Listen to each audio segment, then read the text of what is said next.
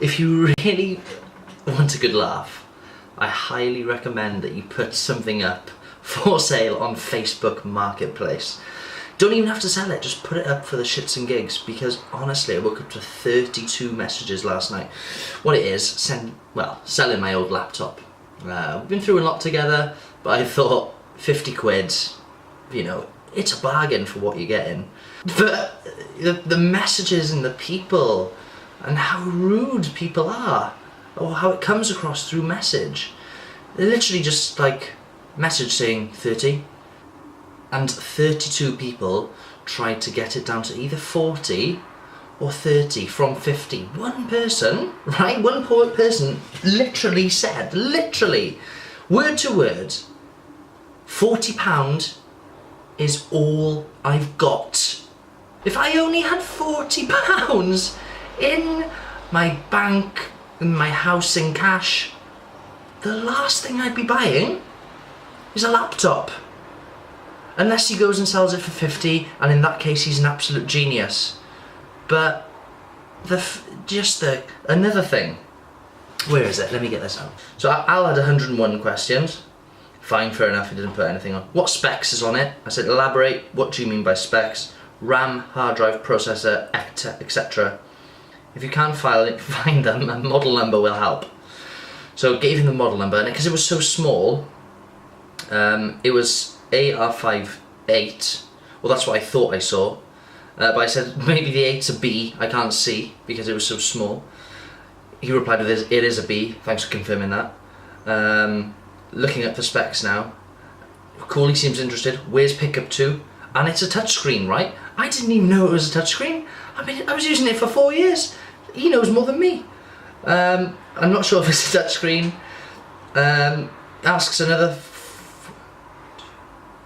4 questions, to which I replied with, and then he replies with, not quite as powerful as I was looking for, but thank you for the information. Alright, he's been polite, but why ask me 101 questions and then say right at the end, once I've given you the information right at the start, that it's not powerful enough for you? You knew the power about 17 messages ago. Alan, you made my day. Today's vlog, enough of my chats, is... I even managed to sell a DVD player. Don't know how that works. So judging by the photo or the video even, you can probably guess that today's vlog is about the squat, and what I'm going to be doing is just showing you and outlining a few mistakes that I commonly see and how you can correct them. Here we have client Andrew with a heavy load on his back. Now, as you can see at the bottom of the squat position, imagine if we lived in his knees and we opened the window and we looked down, we should be able to see the tips of his toes, because that's what you want in a squat.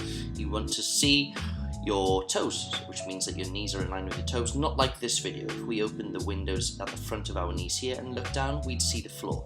As you can see, the knees aren't aligning with the toes, and this is not ideal because what you're essentially doing is putting a lot of strain on the ligaments and tendons in your knees, and by continuously allowing them to bow in and collapse, over time you're going to be putting a lot of strain on them, which could lead to a pretty serious injury. So the reason as to why this happens is because your body will try and make you do things in the easiest, sort of most efficient way. We are not built to have 200 kilograms on our back and to be strong as hell.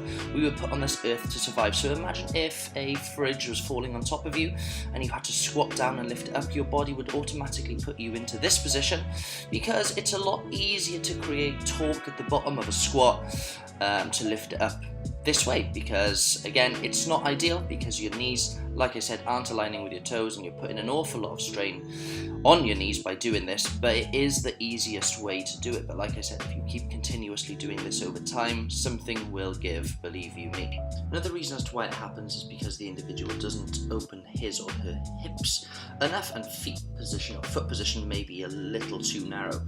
The more you can open your hips throughout the squat, the easier it is going to be to hit depth. But then again, it's finding that happy medium. If you go too wide with sort of your feet position, then you're going to be putting an awful lot of strain on your adductors, which is the muscles sort of in the groin area. these can it can feel quite uncomfortable, and you won't get the most out of your squat because obviously your adductors compared to your quads aren't necessarily as strong.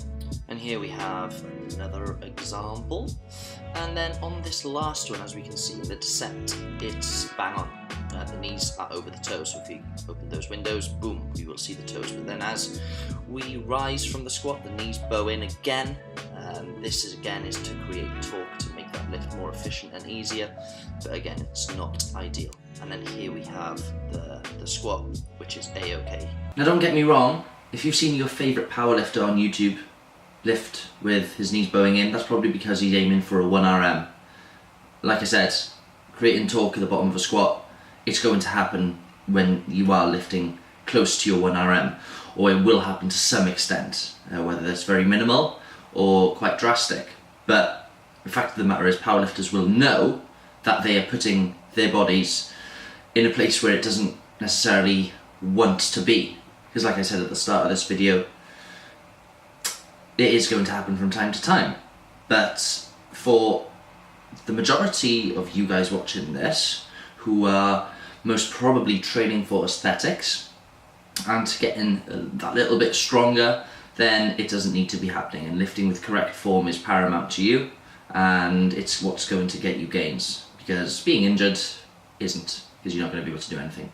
And again, very, very quickly before we head into point number 2, the majority of the time this happens is because people have not learned how to squat properly before loading the bar up. Because obviously, when you're trying to impress that chick with 200k in your bar, you don't want to be squatting with a kettlebell, front squatting with, 12 kilograms in your hand, because she's not going to be impressed by that, obviously.